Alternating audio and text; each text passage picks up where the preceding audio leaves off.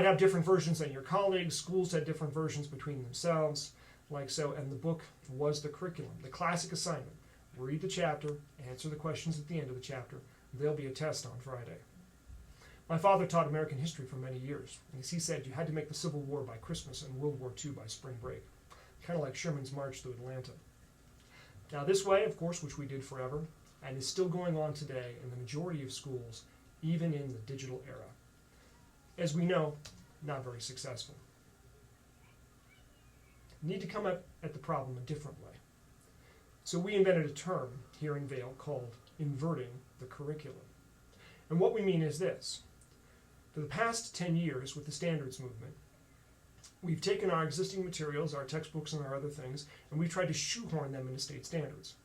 Curriculum alignment committees, or perhaps they called them something different in your district, they attempted to take the content and find, okay, we met the standard on paragraph 3 of page 15, this handout meets that standard, this activity hits those standards, this shoehorning in. What we realized with Empire was we had to flip it over. We had to start with the state standard. We had to start with where we wanted kids to go, and then find materials to do that. Now, to be fair, I couldn't have done that 20 years ago because, of course, there was no internet. There was no way to find and locate materials. Now we can. We actually can start with what we want kids to know and then find content to meet it. And show you how we came at the problem. We started with state standards, which we call performance objectives in Arizona, and you may call them something slightly different where you are. Or perhaps your institution has other academic standards that you use. And for us, we format them like this. They start with the grade level in front, the subject and strand, the concept, and then the actual performance objective, what a student should know. In this case, this is a 3rd grade math standard. Identify a line of symmetry in a 2-dimensional shape.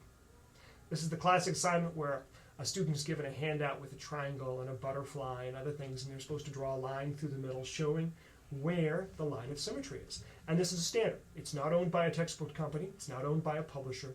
It's a separate, discrete standard that we can carefully define and identify, and students can show mastery of.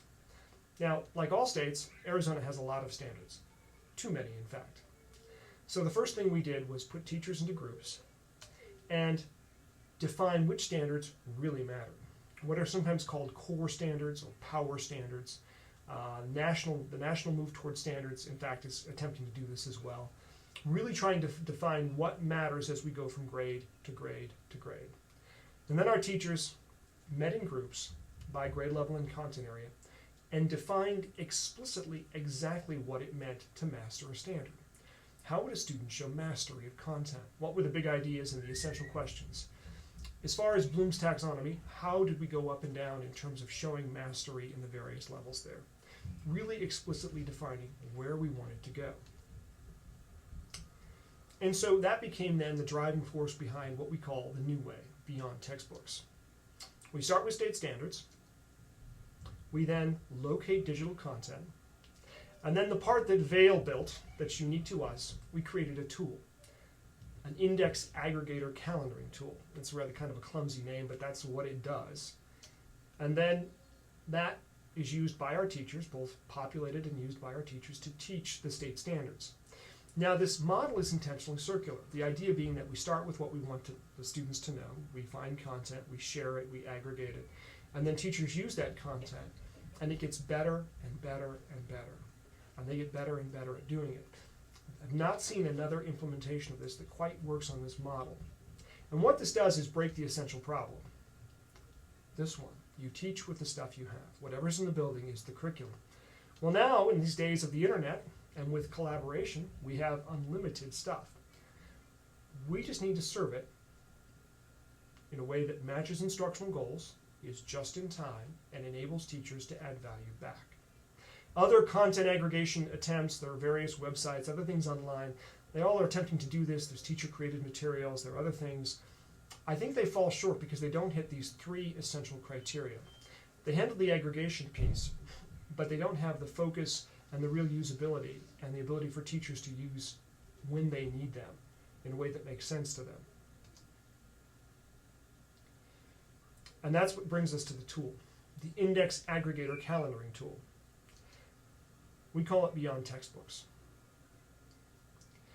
And it starts with calendars, digital calendars. in the ICS format, which is an open format. We use iCal here. Other institutions may use other programs, but the format itself is open. And our teachers got together and decided when standards should be taught, when they were most meaningful, the order in which they should be taught. It's critical to note, our teachers did this in groups. We put them in, we fed them and, we paid them. Pause.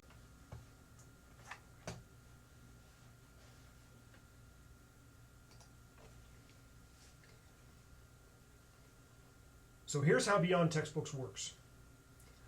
These calendars are fed out from servers, and our teachers then go and connect to the calendars that work for them, that make sense for their grade levels. Now note, we don't lock it down. A fifth grade teacher is welcome to look and see what the fourth grade teachers are up to or what the sixth grade teachers are up to. Our art, music, PE, our specials, they tend to go look at other calendars to see where they are, to see if they can do some alignment there. But at its heart, the teacher downloads the calendar and it displays, and it shows where they should be at a given point in time. And it's rough, it's within a day or so, but generally we have our schools all at the same point in time. Then clicking on that item actually reveals more. It reveals that URL takes the teacher directly into Beyond Textbooks. A wiki page, password controlled and authenticated, that has a variety of resources. Some from the district office, but most from the teachers themselves. We start off at the top with the performance objective defining exactly what the student is supposed to know in both adult and kid-friendly language. We go down a little further, and there are those curriculum documents, the unwrapped standards, and the formative assessment. Again, both written and created by our teachers. Our teachers are the most qualified to answer those questions. All we did was pay them for the day and feed them lunch and put them in a room and give them the time and space to really go at what it means to learn. Then down below here, here's the content. And please note that the content has, besides the resource itself, and it could be a PowerPoint, a PDF downloadable, an entire lesson plan, it could be an interactive whiteboard lesson, a link to a website, an embedded video, but most importantly, it shows the teacher that actually submitted the content, and the school and the district, right there in real time. And it's important to emphasize that the teachers posted this content directly. They did not have to go through a vetting committee. They did not submit it to some group of individuals at the district office. When teachers post content to Beyond Textbooks, it's posted directly to the site. And look at this content. A variety of presentations, worksheets, other sorts of activities. Again, every teaching style, every modality. As far as differentiated instruction, we have it right here. You can use an activity with one group of students, a different activity with another group. For reteach and enrich, it's the same. A variety of activities, all of them discovered or created by teachers, aligned like a laser beam to the standards in question. Continuing further on down below, more commentary, and then a forum at the bottom where teachers can ask questions. The calendar drives this. The calendar also helps our teachers with collaboration, because at any given point in time, let's say all the fifth grade teachers are roughly at the same point. So discussions, emails, chats, all those things about how teachers are solving various problems or teaching various things, that really enhances the collaboration to know that your colleagues across the district are roughly at the same point that you are. And it's important to note that standards does not mean standardized. The two words sound the same, but really they're quite different. Standards are a good thing. They define what a student should know. But we really don't care how a teacher gets there. You saw how many different resources were available. If one teacher uses a computer lab activity to teach symmetry, and the teacher in the next room uses finger paints, that's fine. It really doesn't matter. It's entirely up to the teachers how they want to take it on. We say what should be taught and roughly when, but the how, that's entirely at the discretion of our professionals. If we take this diagram here that you saw previously, and we format it slightly differently, it looks like this. Select and define standards, select and share content, teach with the content, and then assess and analyze the results. This is where the real power comes in, because if we know what standards are taught and we know what they're taught with, when we get data back on how our students did one way or another on given standards, we can, like a laser beam, go right back to the standard. If perhaps our students didn't do as well as we thought, we can go back to how we defined it, what it meant. Did we really understand that standard properly? Did we unwrap it correctly? Did the formative really match it? Did the content match what we were trying to accomplish? If we have a particular teacher who did really well in a given standard, we can ask that teacher to post their content to beyond textbooks and add value back to our collective enterprise. This whole idea here is to put emphasis on that bottom right-hand corner. Teach with the content. That's where the magic happens. It happens in the classroom with the kids. If we can make everything else as seamless as possible, our teachers can save their energy for actually working with the kids, and that's what we're in this business to do after all. And just in case you think that this beyond textbooks requires a technology